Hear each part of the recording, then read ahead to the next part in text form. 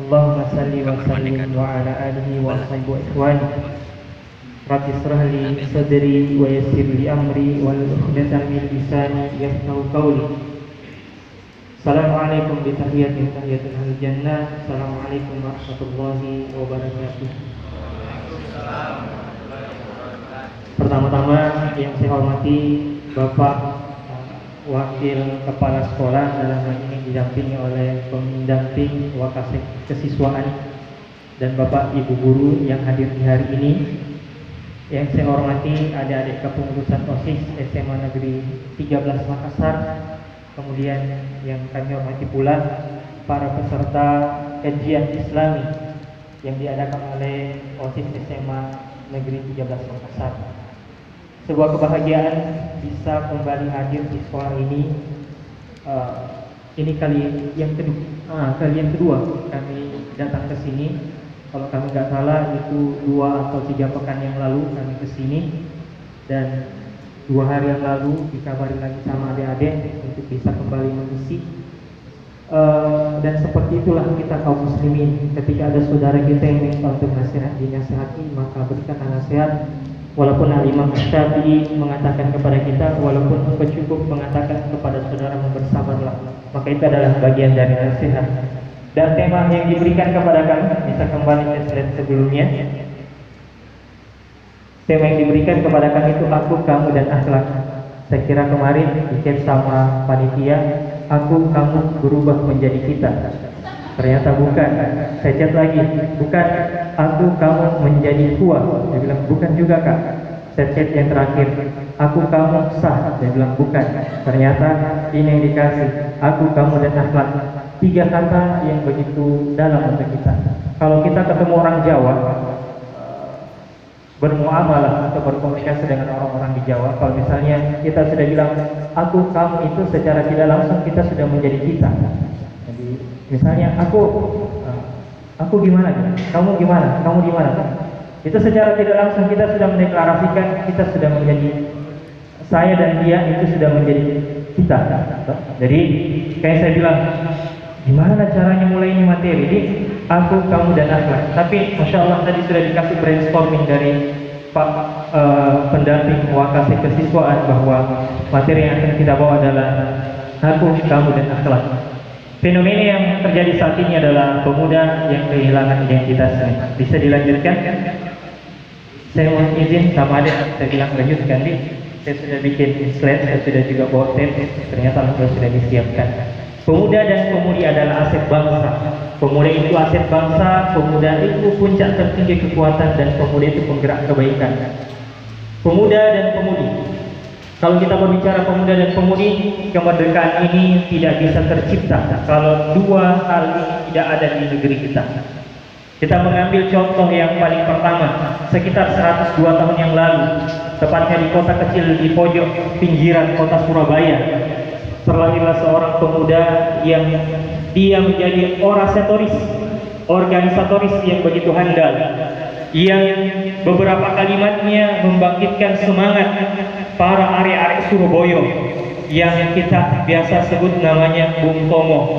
Makanya setiap tahunnya 10 November kita memperingati dengan Hari Pahlawan Nasional. Ada sepucuk kata yang dia ungkapkan untuk mendeklarasikan, untuk membangkitkan semangat para pemuda di waktu itu.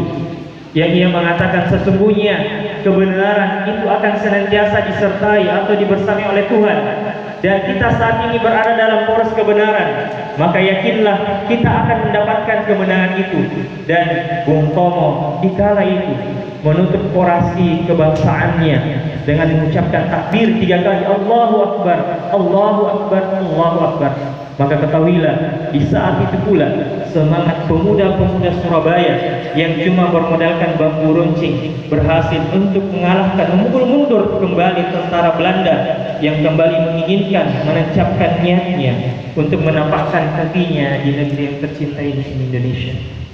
Kemudian kalau kita berbicara tentang pemuda, itu tidak adil untuk kaum wanita.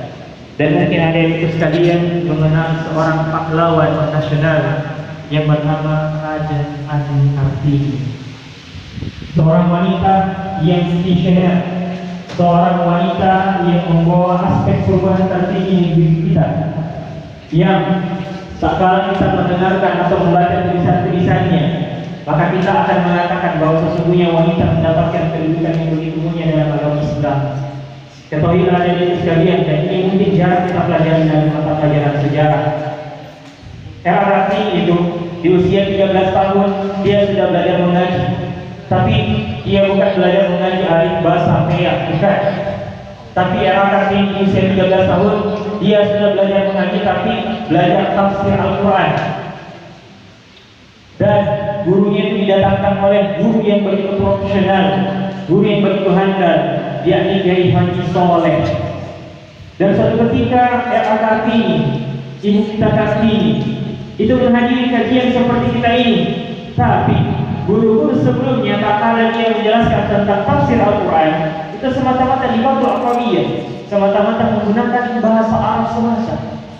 Dan dia mengatakan seakan-akan pesan ini, pengajian ini seperti rutinitas biasa yang kita lakukan setiap pekannya, yang kita lakukan setiap minggunya, tapi tidak ada pesan yang didapatkan oleh warga-warga atau masyarakat menghadiri kajian ini.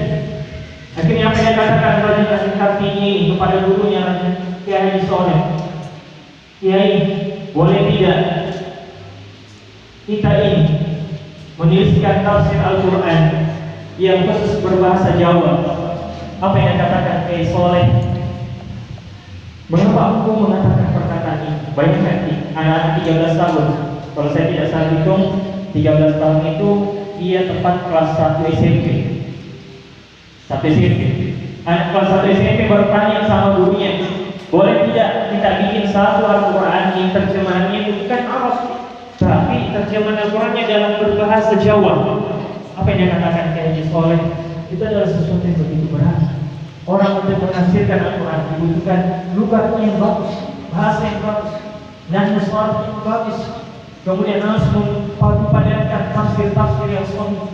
Apa yang dikatakan Raja Kartini, Kiai Haji Soleh, sesungguhnya ketika kita tadi itu membawakan materi tentang tafsir Al-Quran menggunakan bahasa Arab, bahasa Jawa, bahasa Arab dan dipadukan dengan bahasa Jawa, semua orang yang tersenyum bukan karena lucu, tapi tersenyum karena mengetahui setiap unsur makna yang Kiai Haji Soleh sampaikan.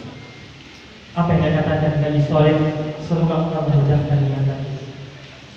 Beberapa tahun kemudian, yang kita tahu usia anak-anak ini tidak panjang, usianya itu masih sekitar 25 tahun, dan Allah Subhanahu Wa Taala kembali memanggilnya ke sisi yang paling indah.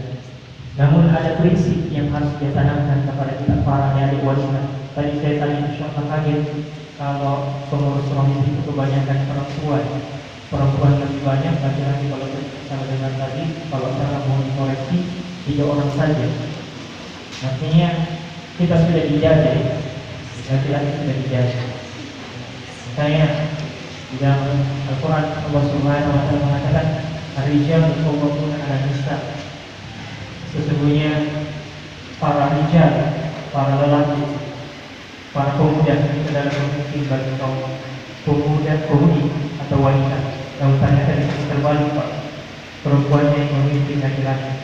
Dan semoga saja OSIS yang akan datang itu bisa lebih banyak lagi adik-adik laki-laki yang masuk ke kepengurusan. Kita lanjutkan adik sekalian, insyaallah Allah Subhanahu Wa Taala. Kiai Haji Soleh ternyata tidak bisa menyelesaikan catatan buku ini.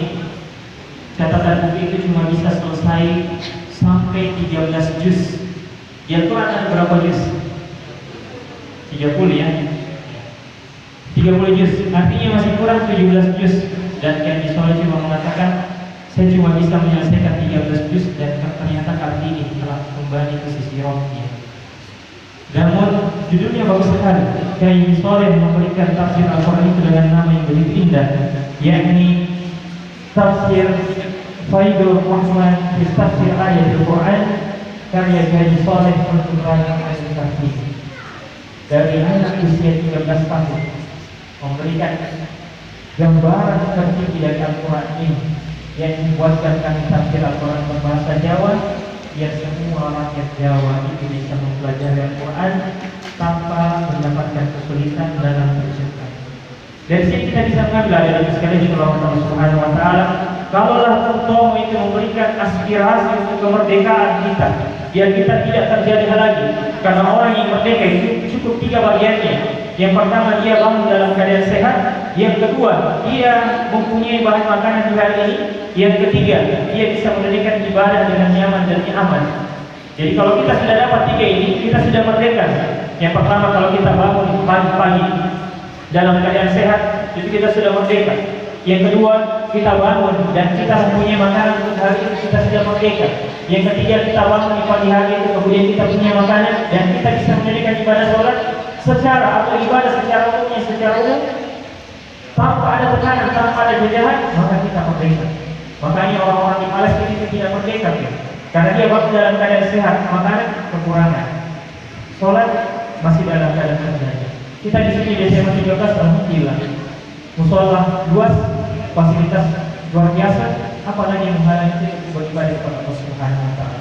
Kalau kita tidak mendapatkan 3 hal ini di pagi hari atau di hari ini, maka kita termasuk orang yang tidak merdeka.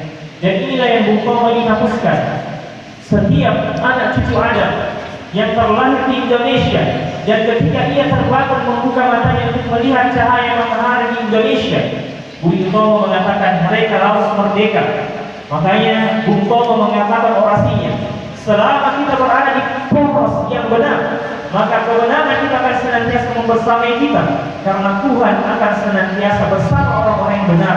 Dan kita saat ini berdiri untuk sesuatu yang benar. Kalau pemuda sekarang loyo-loyo, tidak ada jiwa pemuda di dalam dipertanyakan kepemudaan. Karena pemuda yang takwa adalah pemuda yang tegak badannya, tegas caranya bersikap, dan